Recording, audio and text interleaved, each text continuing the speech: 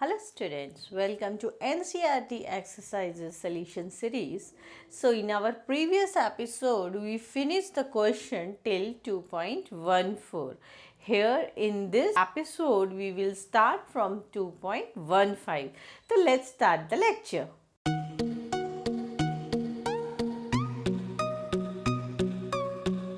सो देखते हैं क्वेश्चन 2.15. इस क्वेश्चन बोला है spherical conducting shell of inner radius r1 and outer radius r2 has charge q.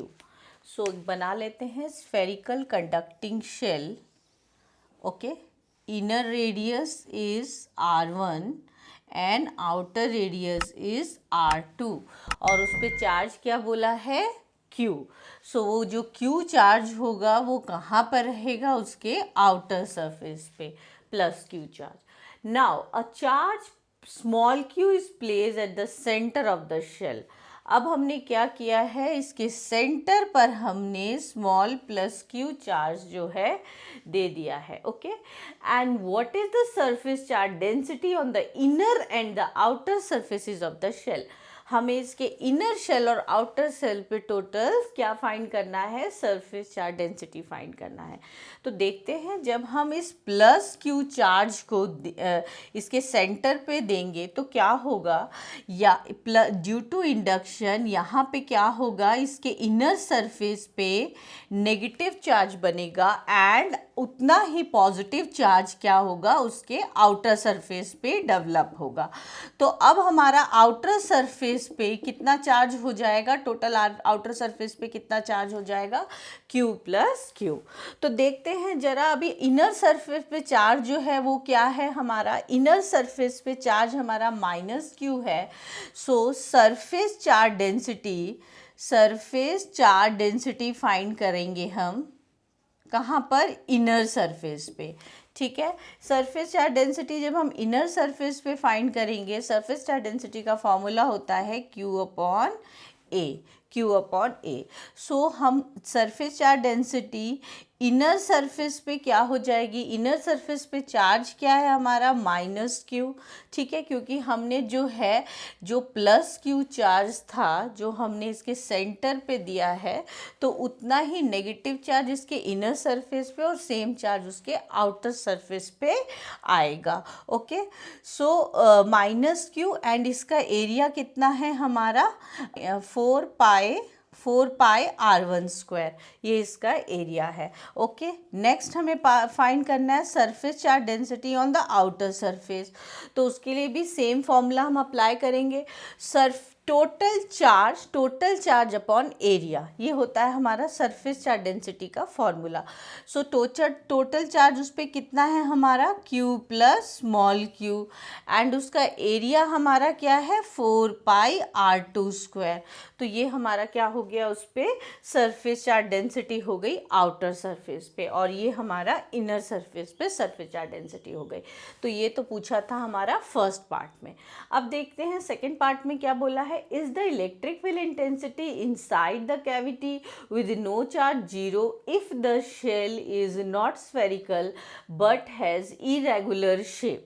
Okay, so यहाँ पे बोला गया है कि अगर हमारा स्फेरिकल नहीं है, कोई भी इरेगुलर शेप है, और अगर हम उसके अंदर एक कैविटी लेते हैं, ये हमारा क्या है, कैविटी है.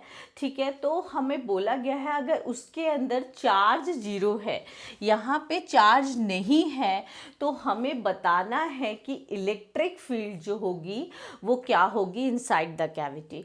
तो ये देखते हैं, तो ये हमारा क्या है, कैविटी. ओके, और यहाँ पे बोला गया है चार्ज जो है हमारा वो 0 है, और हमारा ये स्फेरिकल सरफेस बोला है अगर इरेगुलर शेप का होगा तो क्या होगा, electric field intensity inside the cavity हमें लेनी है. तो हमारा चार्ज 0 है, ये कंडीशन हमें गिवन है. तो इसको हम दो वे से कर सकते हैं. एक, अगर मैं इसको गॉसेस थ्योरम लगा के करूँ, अगर मैं यहाँ पे गॉस थ्योरम लगाती हूँ और अगर मैं सपोज यहाँ पे कोई एक गॉसियन सरफेस ड्रॉ करो.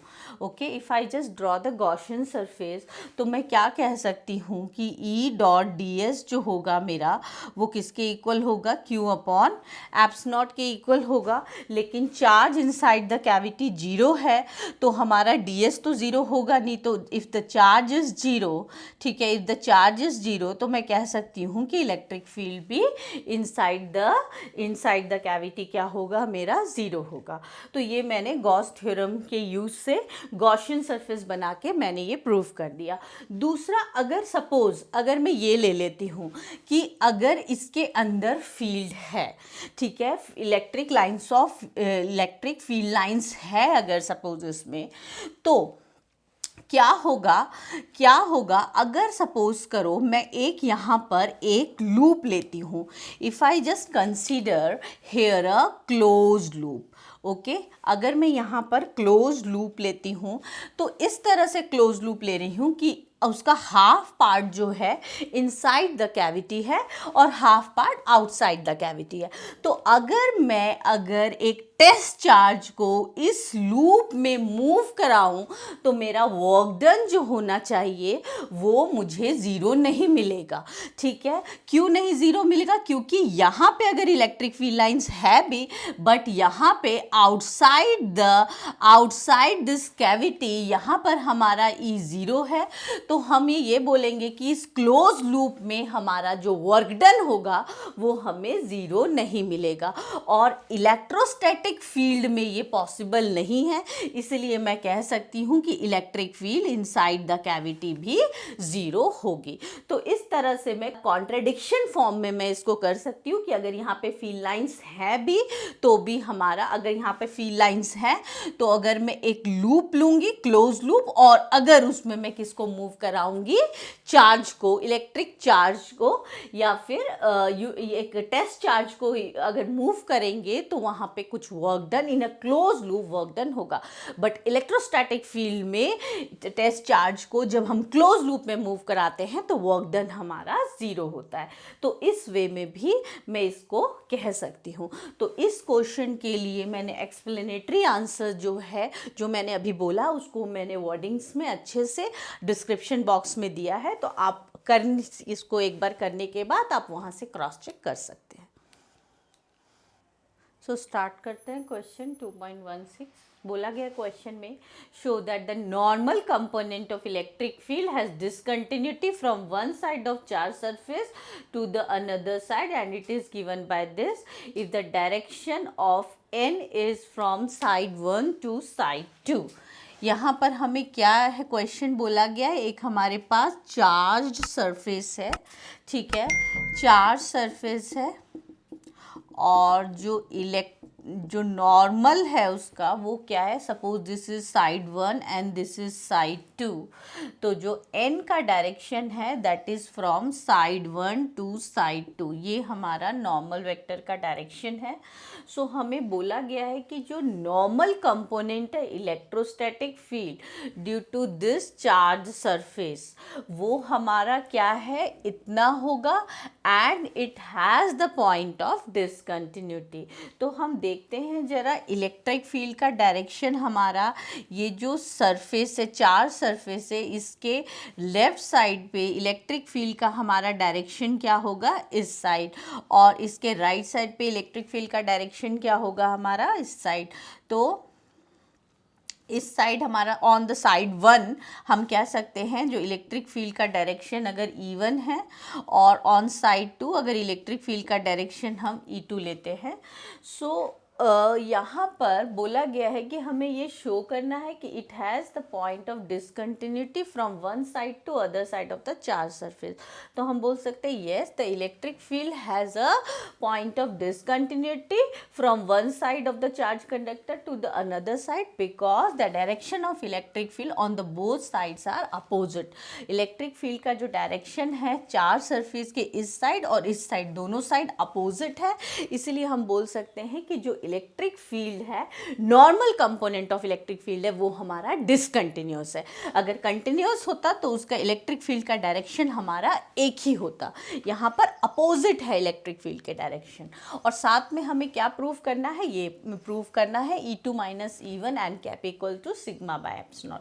सो ये हम कैसे प्रूव कर सकते हैं, हमने गॉसेस थ्योरम से हमने ये प्रूव किया था कि for infinite sheet of charge, infinite sheet of charge की वजह से, ठीक है, इनफाइनाइट शीट ऑफ चार्ज की वजह से उसके नियर द सरफेस जो इलेक्ट्रोस्टैटिक फील्ड होता है वो हमारा कितना होता है, sigma upon 2 epsilon n cap. So ये हमारा इलेक्ट्रोस्टैटिक फील्ड होता है, बाय गॉस लॉ हमने ये किया था, ठीक है। अच्छा, तो हमारा आप बता सकते हैं कि E2 का क्या हो जाएगा अगर हम ये लगाएंगे on the near the surface 2, electric field हमारा कितना हो जाएगा, sigma upon 2 E naught into n cap, because हमारा इलेक्ट्रिक फील्ड और एन कैप का डायरेक्शन सेम है। और E1 कितना हो जाएगा, sigma upon 2 E naught minus n cap, because हमारा इलेक्ट्रिक फील्ड और एन कैप का जो डायरेक्शन है नॉर्मल कंपोनेंट का वो डिफरेंट है। सो E1 हमारा कितना हो जाएगा, minus sigma upon 2 n cap. Okay, now मुझे क्या फाइंड करना है, E2 माइनस E1 करना है, ठीक है, और एन कैप। तो E2 माइनस E1 करूंगी मैं, सो E2 माइनस E1 और एन कैप ये करना है मुझे। So if I do E2 minus E1 तो मेरे को क्या मिलेगा, n cap minus minus become plus, sigma upon 2 E naught n cap into n. Okay, n cap अगर मैं कॉमन निकालूंगी यहाँ मुझे मिलेगा 2 सिग्मा upon 2 E naught n dot n is 1, so मेरे पास क्या आ जाएगा, सिग्मा अपॉन ई नॉट। तो ये मेरे पास क्या, यही मुझे प्रूव करना था कि जो E2 minus E1 into n cap होगा वो सिग्मा अपॉन ई नॉट होगा। और साथ में मुझे ये भी बताना था कि जो नॉर्मल कंपोनेंट है इलेक्ट्रिक व्हील का वो डिसकंटिन्यूअस है।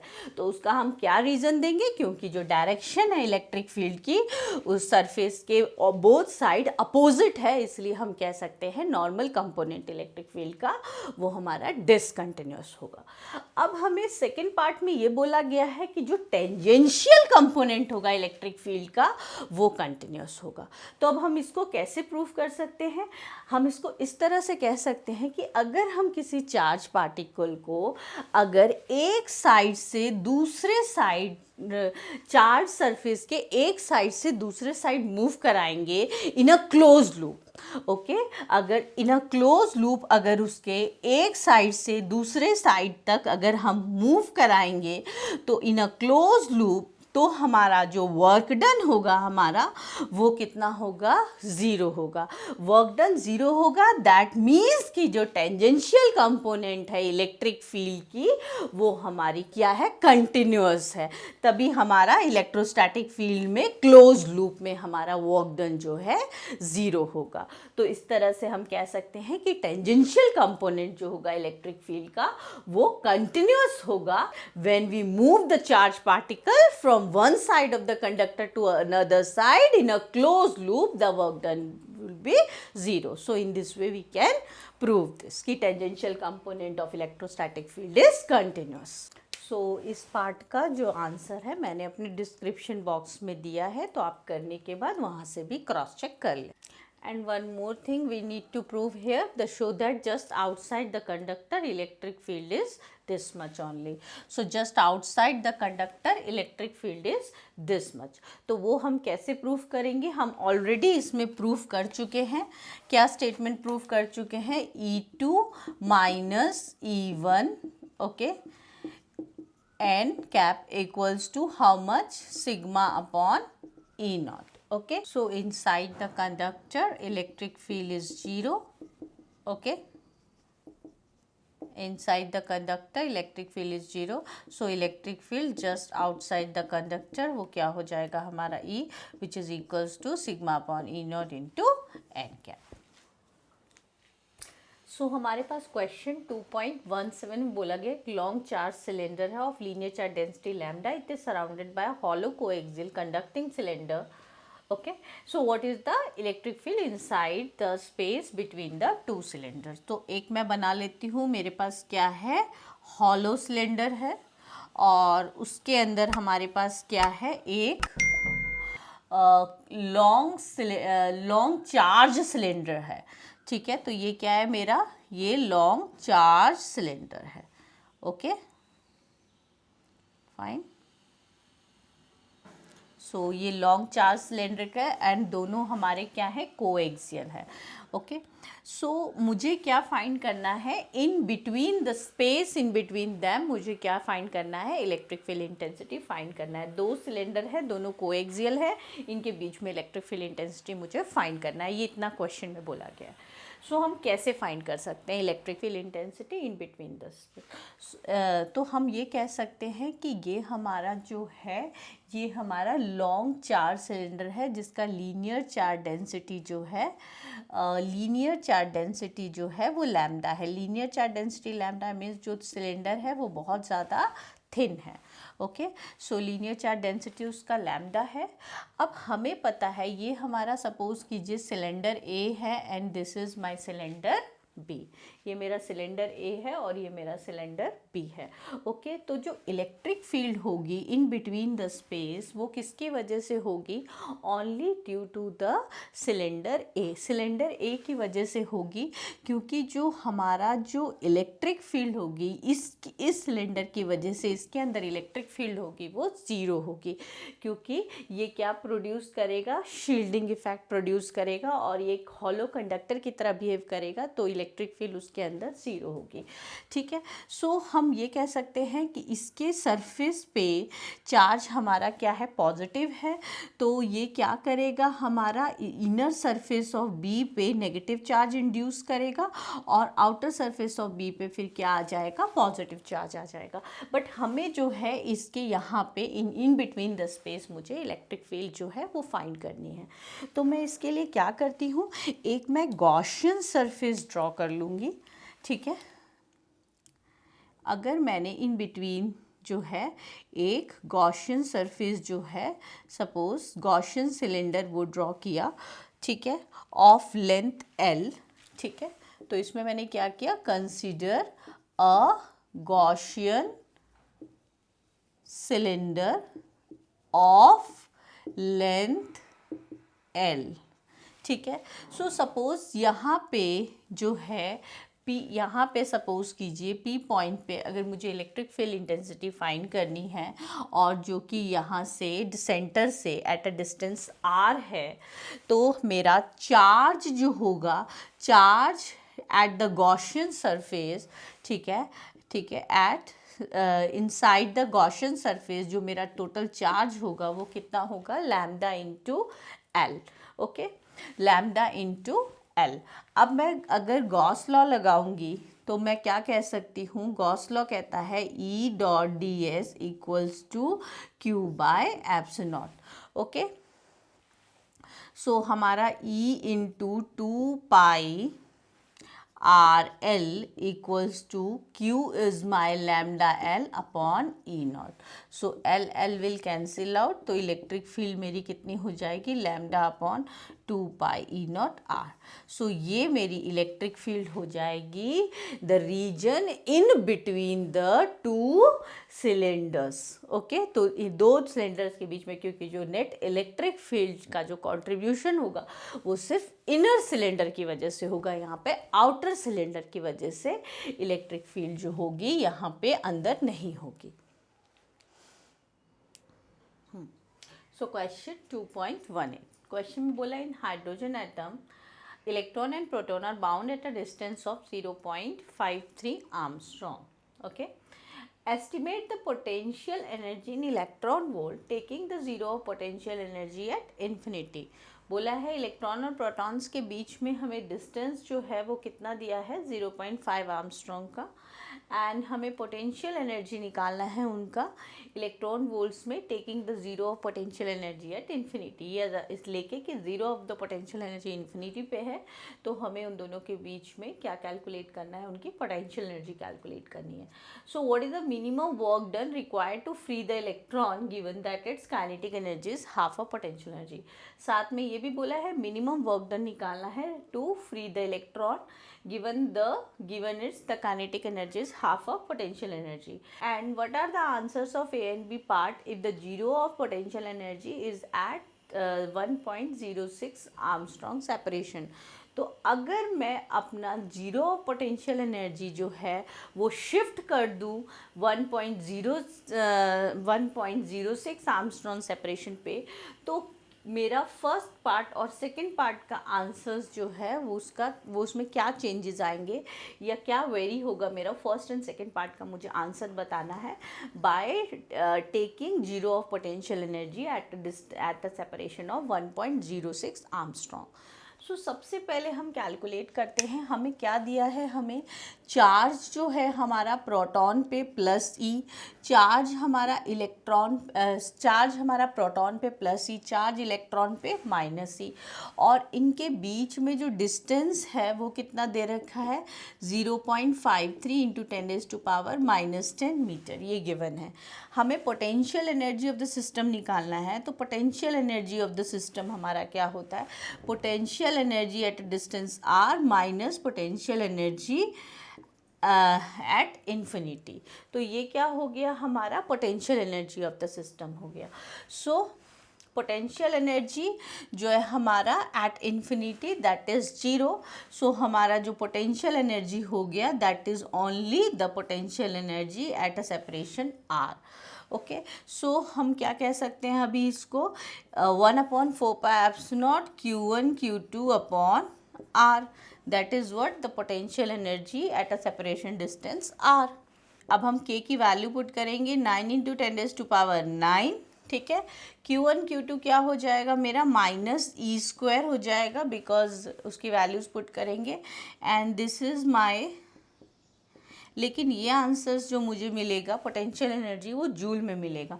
इन order to calculate in eV, answer मेरा नेगेटिव होगा।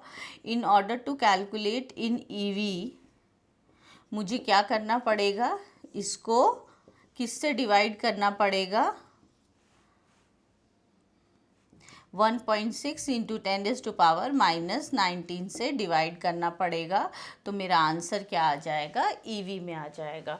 ओके, ध्यान रखिए। तो क्या होता है बेसिकली हमारा रिलेशन क्या होता है, 1 EV is equals to 1.6 into 10⁻⁻19 joule होता है। So in order to convert eV into joule हमें क्या करना पड़े, सॉरी जूल इंटू ईवी, मुझे 1.6 10⁻⁻19 से डिवाइड करना होगा। तो कितना आ जाएगा मेरा पोटेंशियल एनर्जी, कितना आ जाएगा सिस्टम का पोटेंशियल एनर्जी हो जाएगा मेरा, इसको हम सॉल्व करेंगे -27.18 EV। सो ये मेरा क्या आ गया, पोटेंशियल एनर्जी आ गया। ओके, अब बोला गया है जो काइनेटिक एनर्जी है हमारा, kinetic energy the half of potential energy लेना है magnitude wise. So that is the half of potential energy, और काइनेटिक एनर्जी जो होता है दैट इज़ पॉजिटिव। तो हम इसका अगर हाफ लेंगे 27.18/2, so my kinetic energy will be how much, 13.58। Okay, so कितनी हो जाएगी काइनेटिक एनर्जी, क्या हो जाएगी मेरी 13.58 EV positive. Okay, so total energy कितनी हो जाएगी मेरी, if I just calculate the total energy, तो वो टोटल एनर्जी कितनी होगी मेरी -13.58 EV। ओके, हमने फर्स्ट पार्ट कैलकुलेट कर लिया है, we have calculated the potential energy of the system in EV। ठीक है, potential energy of the system at, potential energy of the system क्या होता है हमारा, potential energy at a separation r minus potential energy eight separation distance infinity when zero of potential energy is taken at infinity, then हमारा potential energy system का निकालने के लिए we generally use this formula। Actually we use only this formula because u infinity is always 0, so that's why generally we consider this only। Okay, now इसमें बोला है what is the minimum work required to free the electron, minimum work required to free the electron, तो वो हमारा कितना होगा, that is just opposite of the total energy. तो हमारा जो वर्क डन हो जाएगा that is plus 13.5 electron volt, because total energy basically क्या होता है, यहाँ पे जो नेगेटिव साइन है टोटल एनर्जी में हमें ये सिग्निफाई करता है that electron is bound towards the nucleus और electron is bound to nucleus. So work done required to free the electron, so वो हमें कितना वर्क डन देना पड़ेगा, just opposite of the total energy. तो वर्क डन कितना होगा, तो work done required to free the electron will be plus 13.58 EV. Okay, तो ये सेकेंड पार्ट हो गया हमारा. First part done, second part done. अब थर्ड पार्ट में बोला गया है कि हमारा क्या है, the zero of potential energy is now at this separation. तो इस केस में हमारा जो potential energy of the system वो क्या हो जाएगा, potential energy at the separation distance r minus at potential energy at the separation distance of this. Infinity की जगह हमारा क्या डिस्टेंस आ गया, एट अ डिस्टेंस 1.06. तो हमने potential energy at the separation distance r तो निकाला हुआ है, दैट इज माइनस 27.18 EV. अब हम क्या निकालेंगे, potential energy at the separation distance r naught, where r naught यहाँ पे मैं लिख देती हूँ, आर नॉट में क्या ले रही हूँ, 1.06 आर्मस्ट्रॉन्ग. तो potential energy at a separation distance r is this and potential energy at a separation distance r naught if the potential energy, ठीक है, if the zeros of potential energy is taken at 1.06 angstrom. अब आप देखिए, हम इसको पूरा calculate करने की जरूरत नहीं है. Definitely you can apply this formula for to calculate the value of this, but हमें ये पता है यहाँ पर हमारा जो है चार्ज सेम है, के की वैल्यू हमारी सेम रहेगी. सिर्फ हमारा क्या डिफरेंट हुआ है, हमारा सिर्फ आर डिफरेंट हुआ, और आप देख रहे हैं कि आर हमारा जो है अप्रॉक्स डबल हो गया है. तो डिस्टेंस अगर हमारा डबल हो जाएगा देन इन दैट केस हमारी जो पोटेंशियल एनर्जी आएगी उसकी जस्ट वो हाफ आ जाएगी. ठीक है, हाफ आ जाएगी. तो ये मेरा potential energy at a separation distance r naught आ गया. This is the potential energy at a separation distance r, और ये मेरा separation distance r naught means at a separation distance 1.06 मेरी ये पोटेंशियल एनर्जी आ गई. ये कैसे आई है, आप ऐसे भी कैलकुलेट इसको पूरा कर सकते हैं. Potential energy at a separation distance r naught क्या हो जाएगा, k Q1 Q2 upon R. Fine. So this will be minus k E square upon 1.06 into 10 raised to power minus 10. Okay, -10 ये जूल्स में आएगा. तो आप ये देख रहे हैं ये वैल्यू और ये वैल्यू मेरी बिल्कुल सेम है, सिर्फ हमारा जो सेपरेशन है वो हाफ हुआ है, मतलब सेपरेशन डबल है. ये डिस्टेंस और ये डिस्टेंस हमारा क्या है, डबल है. तो जब डिस्टेंस डबल हुआ है तो यू हमारा हाफ हो जाएगा. That's why I have consider directly this value. ठीक है, अगर कुछ और डिस्टेंस ऑफ सेपरेशन दिया होता, एग्जैक्टली हाफ नहीं होता, then you just need to calculate that first. Okay, तो ये आ गया हमारा. तो पोटेंशियल एनर्जी क्या आ जाएगा हमारा, U r minus U naught, that will be how much, minus 13.58. So this will be when you solve, तो ये आ जाएगा माइनस 13.58 EV. तो ये हमारा potential energy of the system आ गया, way if the zeros of potential energy is at 1.06 Armstrong separation. Okay, ये जो है पोटेंशियल एनर्जी कब है, when the zero of potential energy is at infinity. और ये हमारा potential energy कब है, when the zero of potential energy is at 1.06 Armstrong separation.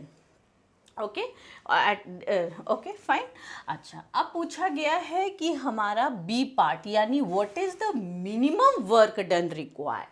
सो जो मिनिमम वर्क डन रिक्वायर्ड है हमारा वो हमारा सेम ही रहेगा.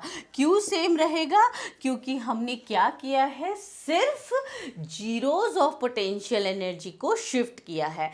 एंड जो वर्क डन होता है हमारा, the work done required to free the electron is independent upon the shifting of zero of potential energy of the system. So here we have just shifted the zeros of potential energy, the zero of potential energy. So the work done required to free the electron will remain same. तो जो second वाला third का के लिए ए part का हमारा answer ये हो जाएगा और बी पार्ट का ये रहेगा, और फर्स्ट वाले में ए पार्ट का तो हमारा आंसर ये आ गया एंड द सेकेंड जो है work done will be this. तो हमने क्या देखा, ए एंड बी पार्ट के लिए जो हमारा पोटेंशियल एनर्जी जो है वो -27.18 से हमारा कितना हो गया है, -13.58 इलेक्ट्रॉन वोल्ट हो गया है. पोटेंशियल एनर्जी इंक्रीज हो गई है, लेकिन जो मिनिमम वर्क डन है required to free the electron जो है वो हमारा सेम रहेगा. So here we have finished the NCERT problem till 2.18. In the next episode you will learn the questions from 2.19 onwards. So for the time being, keep practicing.